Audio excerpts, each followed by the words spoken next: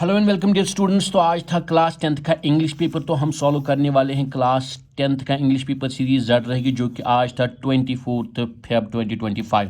तो चलिए जल्दी से चलते हैं। पहला जो आपका सेक्शन ए है, ये रीडिंग कम्प्रहेंशन। आपको पहले ही पता है ये पोइम से लिया जाता है। ये यहाँ पे तो ये जो सारा कुछ लिया गया है पोइम, जिसका नाम है स्पीक अप, वहाँ से लिया गया है। आपने इसको पढ़ा होगा। क्वेश्चन की तरफ जल्दी से चलते हैं। तो पहला क्वेश्चन जो है यहाँ पे, the poem is addressed to, किन को एड्रेस की गई थी? पीपल। यहाँ पे बिल्कुल करेक्ट आंसर है, पीपल, लोगों के लिए लिखी गई थी।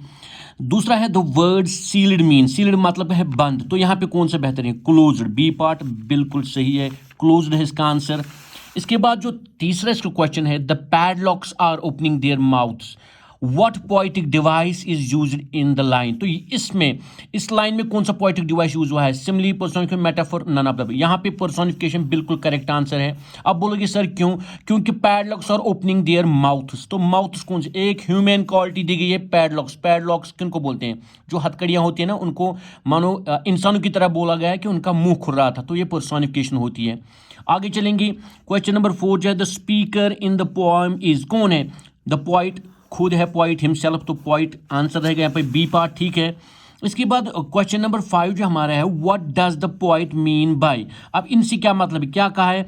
Speak up for your lips are not sealed and your words are still your own. तो आपको ये आंसर इन 1 और 2 सेंटेंस, 1-2 सेंटेंस में आपको लिखना था। तो बिल्कुल इजी था, आपको लिखना था the point in these lines wants to say that you have to speak against the cruel things which the Britishers were doing with the people of India. इसके बाद हमारा क्वेश्चन नंबर 2 जो था, यहाँ पे एक पैसेज था, तो किसके रिलेटेड था ये? हॉबीज। हॉबीज के रिलेटेड आपने सारा कुछ पढ़ा होगा कि हॉबीज कितनी जरूरी है, कौन कौन सी हॉबीज, इससे हमारा टाइम बचता है।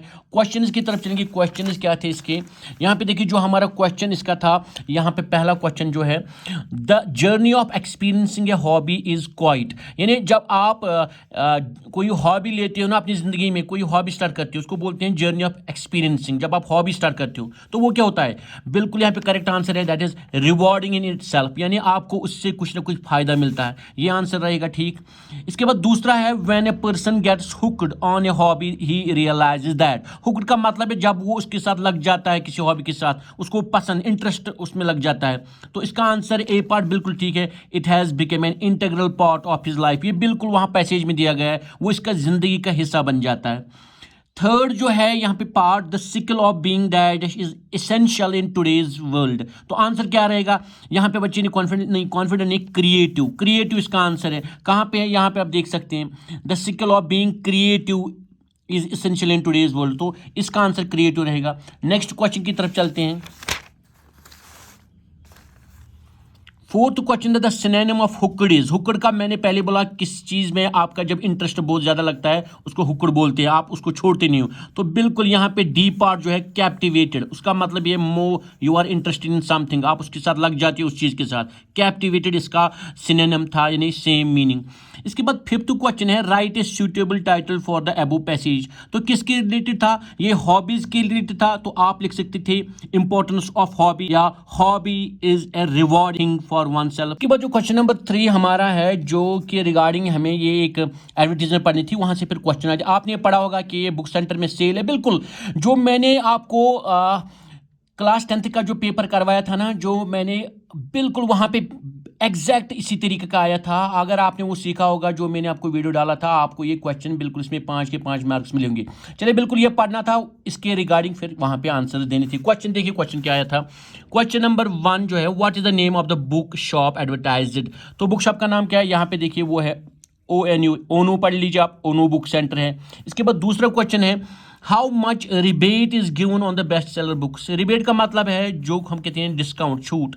बेस्ट सेलर बुक्स मैंने आपको सिखाया था कैसे निकाल, देखिए यहाँ पे discount on best seller 30% answer रहेगा, आपको लिखना 30%। इसके बाद नेक्स्ट क्वेश्चन है, the students are offered a discount of. कितना डिस्काउंट दिया गया था स्टूडेंट्स को? यहाँ पे देखिए बेटा, वो आराम के साथ दिखाई, 40% डिस्काउंट फॉर स्टूडेंट्स, यही लिखना था।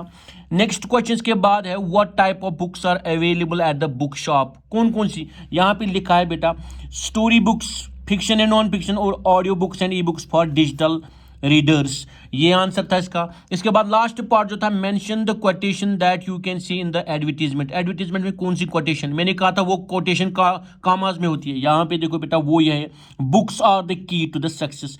तो ये 5 के 5 मार्क्स मुझे लगता है सबसे ईजीएस्ट ही थे। चलिए नेक्स्ट क्वेश्चन की तरफ चलते हैं। यहाँ पे हमारा सेक्शन बी अब ग्रामर है। ग्रामर देखते हैं, ये भी मैंने आपको समझाया था, सिखाया था। अगर आपने वो देखा होगा वीडियो, ये बिल्कुल आपने 1 मिनट में किया होगा। देखिए आपको क्या करना है, fill in the blanks by using correct forms of verbs. वो वर्ब्स चेंज करने हैं गिवन इन द ब्रैकेट्स। यहाँ पे देखिए यस्टरडे, हमें पहले ही पता चला अब सारा पैसेज किसके बारे में, पास्ट टेंस में होगा। चलिए आगे, yesterday I dash dash go, go को वेंट बना दीजिए, यहाँ पे वेंट आएगा। I went to meet my uncle who was feeling unwell, क्यों वेंट बनाया, पास्ट की टेंस की बात हो रही है, यस्टरडे। पहले ही वर्ड से आपको पता चलना ये पैसेज किस में है।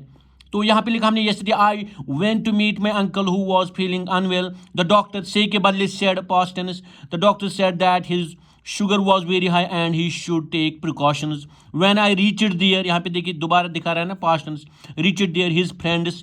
बी के बदले क्या, मैंने पहले ही कहा था इसमें से बहुत से निकलते हैं, इसमें निकलना था WERE, वियर। तो यहाँ लिखना है his friends were also present there, I wished them and asked about his health. तीनों के तीनों यहाँ पे वेंट, यहाँ पे सेड, यहाँ पे वेयर हो गया ये। चलिए नेक्स्ट क्वेश्चन की तरफ। इसके बाद जो हमारा question number 5, rewrite the following sentences in indirect form. बहुत ही इजी आया था, जो मैंने आपको समझाया था उसी तरीके से आपको इसको थोड़े हिस्सों में करना था। तो आप आराम के साथ ये जो है इसके मार्क्स 3 मार्क्स ले लेते। क्या लिखा था यहाँ पे देखिए, question marks, I am going to the market said the boy, यहाँ पे क्वेश्चन का मार्क्स, फिर फुल स्टॉप, फिर दोबारा question, I need to buy some fruits, यहाँ पे do you want to come with me, यहाँ पे question marks, note of interrogation. हमें लिखना था the boy said that he was going to the market to buy some fruits, फिर full stop डालना था, फिर लिखना था he asked me whether if. दोनों में से एक, अगर आपने वेदर लिखा वो भी ठीक, अगर आपने इफ लिखा वो भी ठीक। तो मैं लिखूंगा he asked me whether I wanted to go with him. अगर किसी ने लिखा ना he asked me if I wanted to go him, वो भी ठीक है। ये इसका आंसर था बेटा, इजी था बहुत। चलिए आगे जाएंगे, question number 6, there are 4 errors indicated by number of brackets in the following passage. 4 गलतियां हमें निकालने बेटा, ब्रैकेट्स के नजदीक ही गलतियां होंगी। करेक्ट द एरर्स, हमें एरर्स को ठीक करना है। क्वेश्चन नंबर देखते हैं यहाँ पे, पुअर के साथ Gotami now go from house to house. तो यह आपको पता है पास्ट की बात हो रही है, वेंट लिखेंगे, गो के बदले हमें क्या लिखना था, went, past tense of go went है, सेकंड फॉर्म ऑफ गो, लिखा हमने went to house. And the people pitied her, लोगों ने उसके ऊपर तरस खाया जब किसा गोतमी हर घर चली गई, और बोला here is a mustard seed take it, तो वो उसने उसको दिया मस्टर्ड सीड। चलिए आगे चलते हैं, बट व्हेन आस्क्ड, तो फिर उसने घर घर जाके पूछा डिड एन सन, तो आपको पता है एस है, कौन सा है, इसकी साउंड कॉन्सोनेंट साउंड है, तो ये एन नहीं आएगा, ए ठीक है, यहाँ पे ए आएगा बिल्कुल। सन या डॉटर या फादर और mother die in your family, यहाँ पे देखिए बच्चे ने लिखा है डाइड, डाइड ठीक नहीं है, यहाँ पे डाई ठीक था ना, क्योंकि डिड तो आया पहले। यहाँ पे फैमिली में गलती थी, देखिए स्पेलिंग क्या है फैमिली की, FAMLY लिखा है, तो यहाँ पे क्या लिखना था आपको, FAMILY, तो फैमिली में आई कम था, वो गलती थी, स्पेलिंग की गलती। इसके बाद they answered her, alas the living are few but the dead are many. यहाँ पे अलास में क्या गलती बेटा, एक तो यहाँ पे इन्वर्टेड कामा स्टार्ट में लिखने थे, और अलास के पीछे जो बच्चे ने नहीं किया है, अलास के पीछे देखो क्या है, नोट ऑफ एक्सक्लेमेशन डालना होता है, क्योंकि ये फीलिंग दिखाता है। तो एक तो इन्वर्टेड कामास डालनी थी, और अलास के पीछे नोट ऑफ एक्सक्लेमेशन। बाकी ये 4 गलतियां थी, ये इसमें निकालनी थी।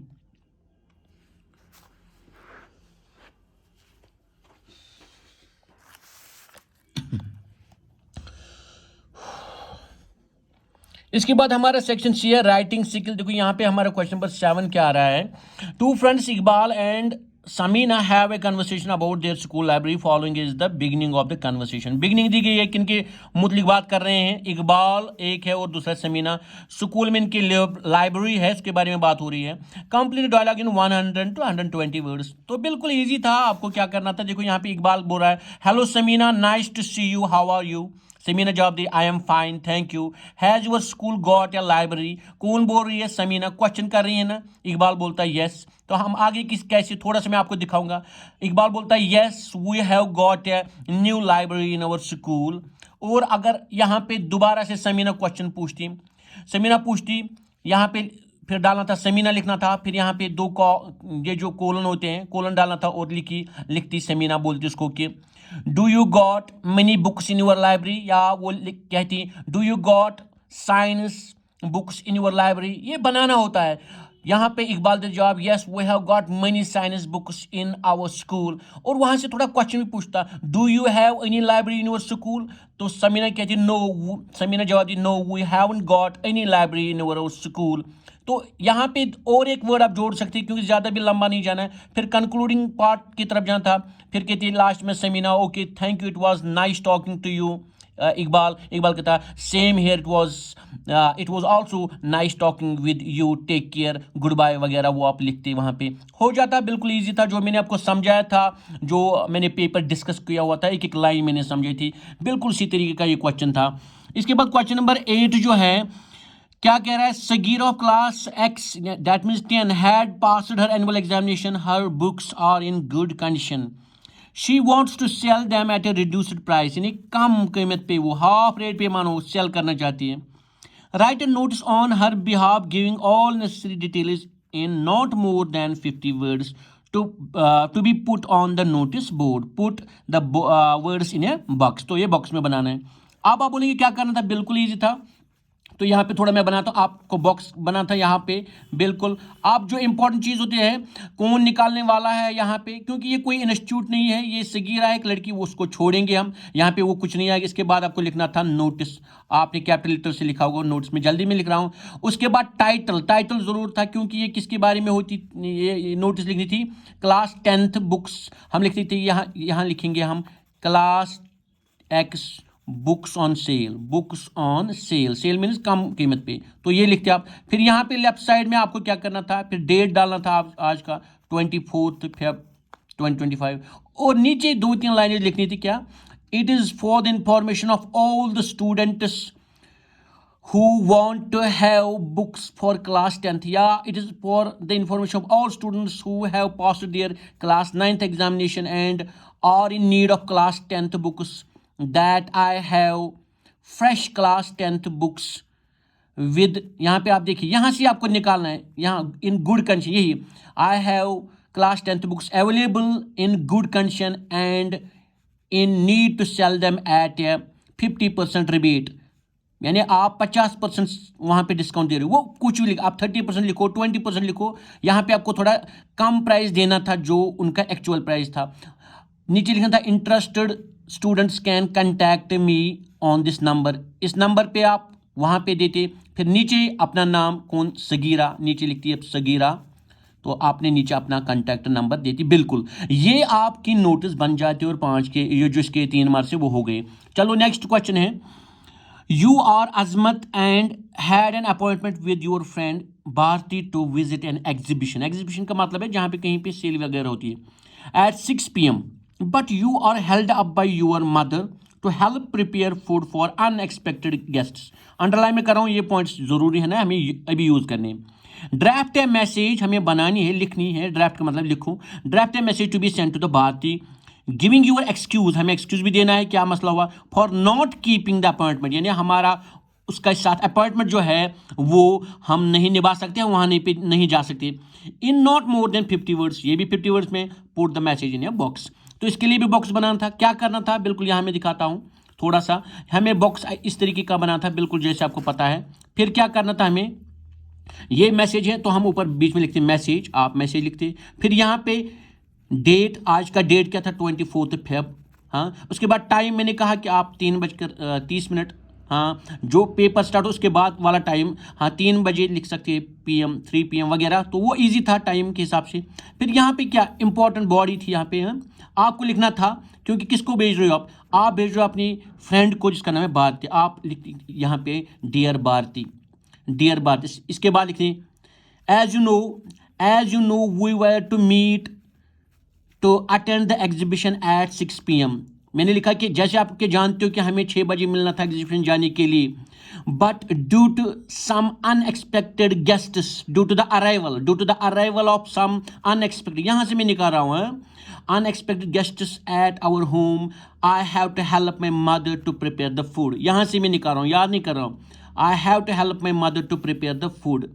सो I am unable to keep my appointment. यहाँ से देखो बेटा निकाल दो, so I am unable to keep my appointment. बस इतना लिखना, ज़्यादा नहीं लिखना है। तो इसका उसको पता चलता है मैं नहीं आने वाली हूँ। क्यों नहीं आने वाली हो आप? तो आपको घर में काम है। आप नीति लिख फिर अजमत, क्योंकि नाम वहाँ से फिर लिखना था अजमत। बिल्कुल ईजी था, हो गया ये। चलिए नेक्स्ट क्वेश्चन की तरफ चलते हैं। इसके बाद जो क्वेश्चन नंबर 10 हमारा था, attempt any one of the following about 150 words. दो में से या तो ये या तो ये। पहले देखेंगे, write a letter to your father describing your father at school, your classmates and your little room in your boarding house. जो मैंने आपको बोला था कि फादर या भाई को, तो यहाँ पे फादर को लिखनी थी। बिल्कुल ये एक इनफॉर्मल लेटर है, यानी पर्सनल लेटर है। आप ये पेज मान लीजिए आपने लिखा होगा यहाँ पे, हाँ, एड्रेस वगैरह कहाँ से भेज रहे हो आप, हॉस्टल। तो यहाँ पे आप एग्जामिनेशन हॉल, क्योंकि कोई यहाँ पे नहीं दिया गया तो एग्जामिनेशन हॉल, फिर डेट दिया होगा, फिर आपने नीचे यहाँ लिखा होगा डियर पापा। तो इसके बाद है, I am writing this letter that you are in good health. आप डायरेक्टली वो भी कह सकते हैं कि I hope that this letter will find you in good health. उसके बाद डायरेक्टली, क्योंकि पर्सनल लेटर इसमें आप डायरेक्टली बात करते हैं, dear papa you know that I like my new school very much, I have got some new friends, the classmates are totally friendly, they helped me in every kind of school assignments। वो थोड़ा सा आपको 2-4 sentence बनाने थे। आपने classmates की थोड़ी तारीफ करनी थी, स्कूल की तारीफ करनी थी, और थोड़ा सा आपने बोर्डिंग हाउस जो छोटा रूम है वो भी लिखना था। डियर पापा I have a little room in my boarding house but that is quite comfortable, it has all the facilities. वो थोड़ा आप लिख सकते हैं अपने वर्ड्स में, जो कि आपको आराम के साथ आप लिख सकते थे। फिर लास्ट में नीचे क्या लिखना, यूर लविंग डॉटर अगर आप लड़की थी, या यूर लविंग सन, फिर ABC। मैंने पहले कहा कि एग्जाम में नाम नहीं लिखते हैं। तो ये हो गई थी आपकी लेटर, ये पर्सनल लेटर थी। इसके बाद जो दूसरा और पार्ट जो कि एक फॉर्मल लेटर थी, write a letter to a deputy commissioner of your area drawing his attention to the problem faced by the patients in a civil hospital. तो एक फॉर्मल लेटर थी, आपको अपने जो डिस्ट्रिक्ट का डेवलपमेंट कमिश्नर होता है उसको लिखनी थी। तो बिल्कुल ऐसे ही मान लीजिए पेज, इसमें भी 3 लाइन में एड्रेस कोई नहीं दिया गया, आप एग्जामिनेशन हॉल लिखना था। फिर डेट 24 Feb 2025। इसके बाद नीचे क्या लिखना था, यहाँ पे दिया गया था डिप्टी कमिश्नर, आपको लिखना था डिप्टी कमिश्नर। तो कोई भी आप देख सकते थे ABC, या अगर नाम भी देते किसी डिस्ट्रिक्ट का कोई मसला नहीं है, वो पुलवामा, श्रीनगर, अनंतनाग, कोई मसला नहीं। उसके बाद सब्जेक्ट लिखना था। सब्जेक्ट क्या था? सब्जेक्ट यहाँ पे देखिए दिया गया है, problems faced by patients in nearby hospital. In a civil hospital नहीं, आपको लिखना था इन नियर बाई हॉस्पिटल, जो आपका नज़दीक है। उसके बाद डियर सर या एस्टीम्ड सर। उसके बाद यहाँ पे लिखिए, with due regard I am writing this letter to inform you that there are severe problems faced। ये देखो बेटा यहाँ से निकल था, drawing your attention to the problems faced by the patients in our civil hospital, या in the nearby civil hospital, या in the government district hospital। जो आपका डिस्ट्रिक्ट था वो आप लिख सकते थे बिल्कुल। उसके बाद थोड़ा बॉडी में आपको लिखना था कि there are a severe problem of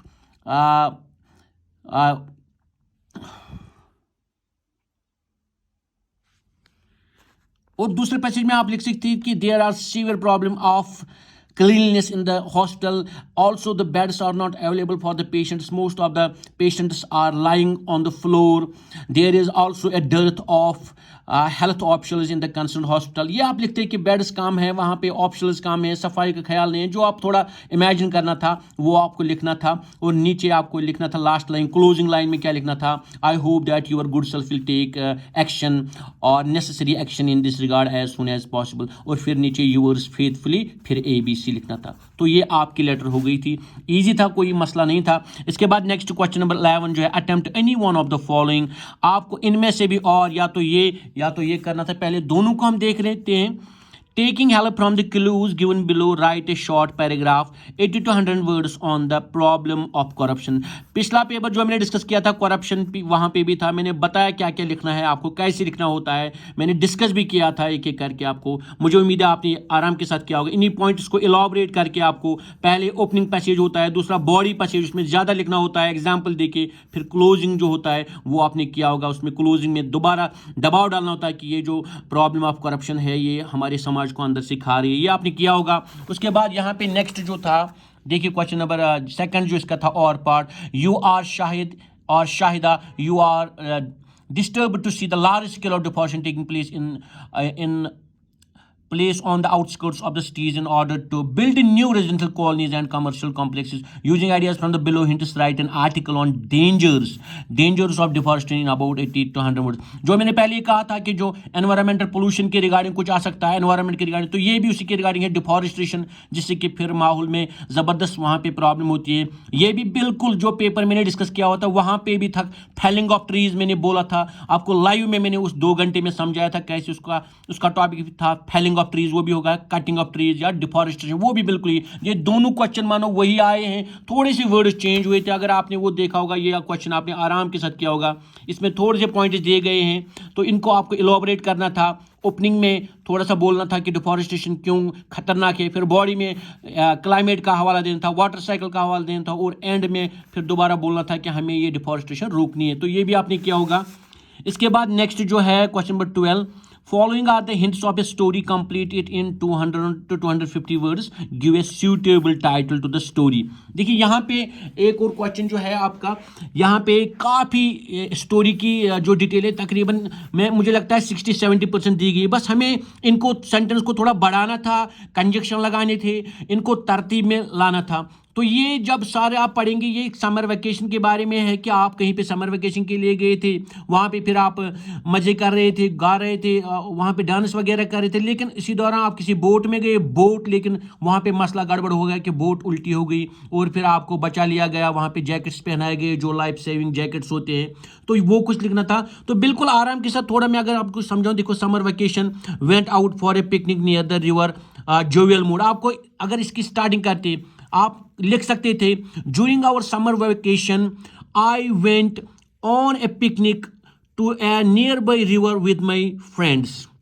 the scene at the river was totally good, we were enjoying each moment of that very day, we were in jovial mood. थोड़ा ऐसे आपको लिखना होता है, आपको ये ऐड करना होता है, इन्हीं पॉइंट्स को थोड़ा लंबा करना होता है, और ये आराम के साथ आपकी स्टोरी बन जाती 200। अगर आप 180 भी लिखते हैं ना, 180 भी, तो टू द पॉइंट इसको, और इसके लिए काफ़ी यहाँ पे मटेरियल दिया गया है, थोड़ा सा अपने भी ऐड करने होते हैं सेंटेंसेस, तो ये आपकी स्टोरी बन जाती है। ये भी बहुत ही मुझे लगता है ना आराम के साथ आप कर सकते थे। चलिए नेक्स्ट क्वेश्चन की तरफ चलते हैं। इसके बाद जो सेक्शन डी है लिटरेचर। देखिए लिटरेचर में जो मैंने आपको बोला था, आपने जो इंपॉर्टेंट क्वेश्चन मैंने बोले थे, अगर आपने देखा वो बिल्कुल वही क्वेश्चंस मुझे लगता है 80-90% वही क्वेश्चन है। देखिए Griffin entered the shop of the theoretical company, what did he do their, तो उसने वहां पे क्या किया था, ये भी आपने किया होगा।